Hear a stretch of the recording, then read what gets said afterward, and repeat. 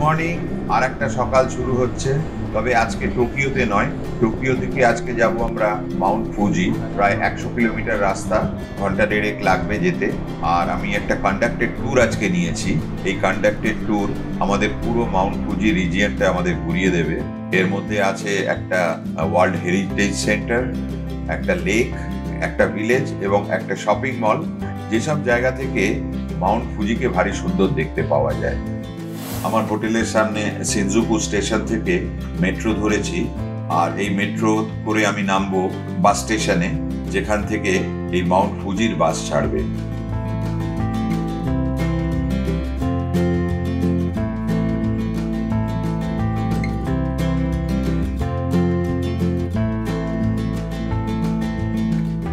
আর Mount ফুজির বাসও এসে গেছে, আমরা উঠে পড়েছি বাসে।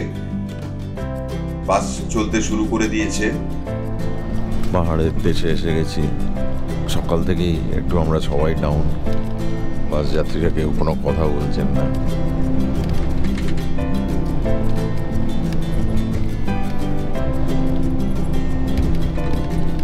তার কারণ হচ্ছে ওয়েদার। বাসের ড্রাইভার আমাদের সতর্ক করেছেন, যখন তোমরা কোনো ড্রিঙ্ক নেবে, বি কেয়ারফুল, হয়তো ওই ড্রিঙ্কটা উড়ে গিয়ে তোমার পাশের লোকের গায়ে পড়তে পারে। পর্যটকদের এই সমস্ত জিনিসের মোকাবিলা করতে হয়।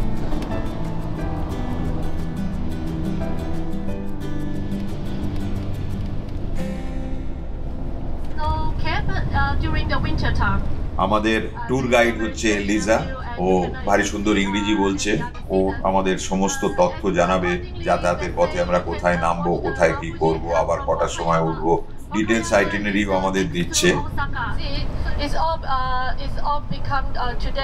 আমাদের প্রথম স্টপ ফুজিশান ওয়ার্ল্ড হেরিটেজ সেন্টার। এটা মোটামুটি বলতে পারেন মাউন্ট ফুজির একটা ইনফরমেশন সেন্টার। এখান থেকে বিভিন্ন ধরনের ইনফরমেশন পাওয়া যায়। যারা যারা ট্রেক করবেন বা বিভিন্ন অ্যাক্টিভিটি করবেন, কিভাবে করবেন, সমস্ত জিনিস এখান থেকে জানতে পারবেন। ইন্টারঅ্যাক্টিভ ভিডিও দিয়ে দেখানো হচ্ছে আর ছবি দিয়ে দেখানো হচ্ছে বিভিন্ন ঋতুতে মাউন্ট ফুজি কিরকম দেখায়। আর এই জায়গাটাও খুব সুন্দর। এর বাইরেটাও দেখতে পাচ্ছেন গাছে অলরেডি ফল কালার এসে গেছে, গাছের পাতাগুলো লাল হয়ে এসছে। ইনফরমেশন সেন্টারের ছাদ থেকে মাউন্ট ফুজি দেখা যায়, কিন্তু আজকে ক্লাউড আছে বলে আমরা দেখতে পাচ্ছি না।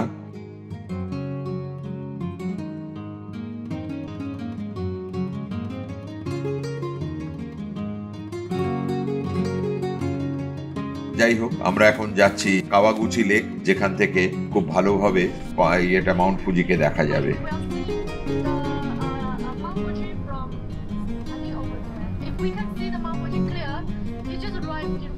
মাথায় ছাতা নিয়ে দাঁড়িয়ে আছে মাউন্ট ফুজি।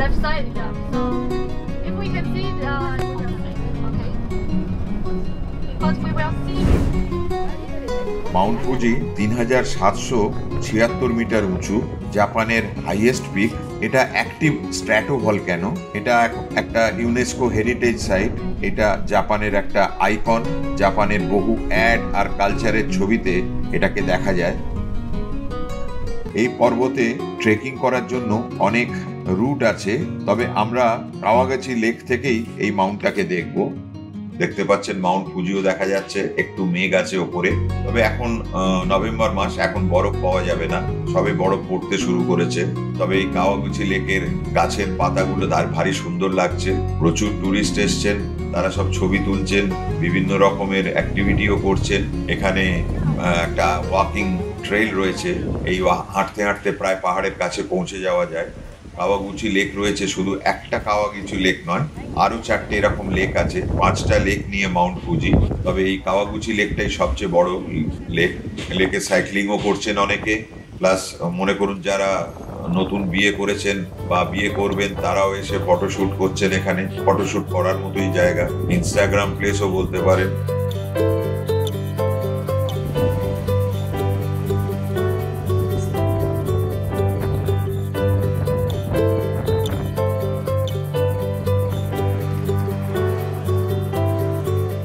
আর এই কাওয়াগুচি লেকের ধারেই রয়েছে কাওয়াগুচি গ্রাম। এই এখন আমরা গ্রামে ঢুকছি।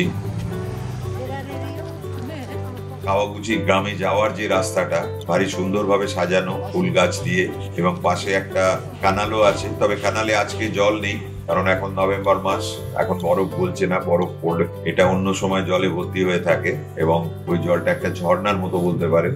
আর এই কাওয়াগুচি লেকের যে ভিলেজটি, এটার বাড়ি ঘর দোরগুলো দেখা যাচ্ছে, জাপানি প্রথায় বাড়ি ঘর দোর সব তৈরি, ভারী সুন্দর দেখতে লাগছে।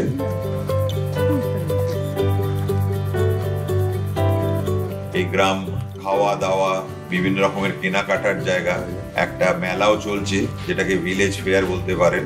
সবাই এই মেলাতে ভিড় করেছেন।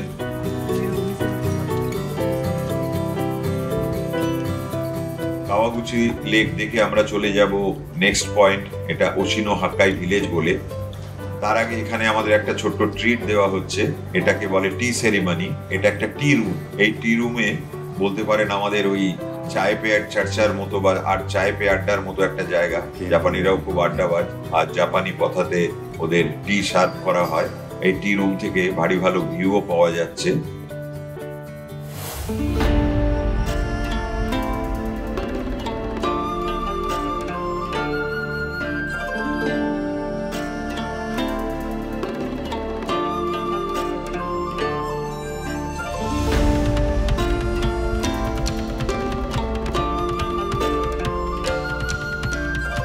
তো আমরা ঢুকে পড়েছি ওশিনো হাক্কাই ভিলেজ। এই ভিলেজে কোনো ঢোকার জন্য কোনো এন্ট্রি ফি নেই। ভারী সুন্দর এই ভিলেজ দেখতে পাচ্ছেন। আর আমরা গ্রামের রাস্তা ধরে এগিয়ে চলেছি। রং বেরঙের ফুল এবং বিভিন্ন ধরনের গাছও এখানে রয়েছে। এই সব পুকুরগুলো দেখতে পাচ্ছেন, এই পুকুরগুলো সবই মাউন্টেন ওয়াটার। এটা কিন্তু খাওয়ার জন্য খুব প্রশস্ত, এটাকে অ্যাকিউফার বলা হয়। তো আমিও এর জল একটু টেস্ট করব। আর দেখছেন এই পুকুরের মধ্যে আবার ব্রিজ করা আছে, এটাও একটা ভারী সুন্দর বিউটি এনে দিয়েছে। এই গ্রামের মধ্যে সবকিছুরই বন্দোবস্ত আছে, একটা ট্যুরিস্ট যাতে এখানে ঘন্টা দুয়েক ঘুরে বেড়াতে পারেন, কেনাকাটা করতে পারেন, খাওয়া দাওয়া করতে পারেন, সবকিছুই ব্যবস্থা রয়েছে। আর দেখতে পাচ্ছেন বিভিন্ন ধরনের ফল, এগুলো খুবই কস্টলি। সুতরাং বুঝতেই পাচ্ছেন জাপান খুব কস্টলি জায়গা। প্লাস এই জায়গাটা একটু টুরিস্ট অধ্যুষিত জায়গা, টুরিস্টরাই আসেন, সেই জন্য এখানে একটু বেশি দাম ইজিলি চাওয়া যায়। চলুন, আমাদের তো বেশি কেনাকাটা নেই, তবে আমরা হয়তো একটু লোকাল ফুড টেস্ট করব, এগুলো খুব বিখ্যাত।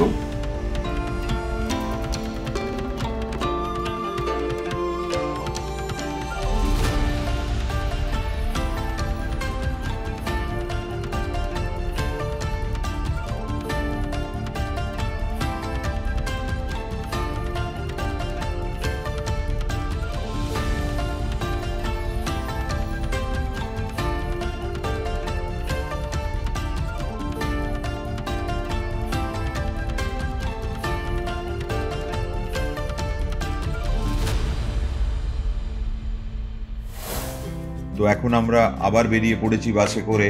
এর পরের গন্তব্য গোটেম্বা প্রিমিয়াম আউটলেট। এটা মূলত একটা শপিং মল, দেখেই বুঝতে পারছেন। মেরিগো রাউন্ড রয়েছে, আরো বিভিন্ন এন্টারটেনমেন্ট রয়েছে, আর ভারী সুন্দর পাহাড়ি উপত্যকার মধ্যে তৈরি এই শপিং মল। মানে এখানে আপনি সমস্ত রকম ব্র্যান্ড রিটেল পাবেন, প্লাস এখানকার লোকাল ফ্লেভারও পাবেন। এখানকার লোকাল জাপানিজ যে সমস্ত ট্র্যাডিশনাল ফুড, বা এদের একটা মার্কেটও রয়েছে, একটা লোকাল মার্কেটের মতন। এখানে প্রচুর দোকানও আছে, আপনারা বিভিন্ন রকম জিনিস কিনতে পারবেন। তবে মেইনলি এটা শপিং সেন্টার, কিন্তু শহরের আউটস্কার্টসে এত সুন্দর ইয়ের মধ্যে দিয়ে দেখুন হাঁটার রাস্তাগুলো দুধার দিয়ে যাচ্ছে, আর দূর থেকে মাউন্ট ফুজি দেখা যাচ্ছে। জাপান বেড়ানোর জন্য দুটো সিজন খুব পপুলার। একটা হচ্ছে স্প্রিং, মার্চের এন্ড থেকে এপ্রিল অবধি। এই সময়টায় চেরি ব্লসম ফুল সারা জাপানের বিভিন্ন জায়গায় ভর্তি হয়ে থাকে, ভারী সুন্দর লাগে এই চেরি ব্লসম দেখতে। আর তখন এই মাউন্ট ফুজিতেও প্রচুর বরফ দেখতে পাওয়া যায়। আমি এর আগের বারে স্প্রিং এ এসেছিলাম জাপানের চেরি ব্লসমের সময়, তখন মাউন্ট ফুজিতে অনেক বরফ পেয়েছিলাম। কিন্তু এবারে এসেছি নভেম্বরে, মানে ফল সিজনে। তাই দেখতে পাচ্ছেন এই গাছগুলো ফল সিজনে ভারী সুন্দর রূপ নিয়েছে, কোনটা লাল, কোনটা কমলা, কোনটা হলুদ, কোনটা গ্রিনিশ ইয়েলো। তো এই জিনিসটা দেখতে বহু টুরিস্ট এখানে আসেন। মাউন্ট ফুজির পর্ব আমরা এখানেই শেষ করছি। যদি এটা ভালো লাগে তবে অবশ্যই লাইক দেবেন, যদি ভালো না লাগে নিশ্চয়ই কমেন্ট করবেন, আর শেয়ার আর সাবস্ক্রাইব করে আমাদের অনুপ্রাণিত করবেন যাতে এই রকম ভিডিও আমরা আরও ভবিষ্যতে আপনাদের কাছে নিয়ে আসতে পারি।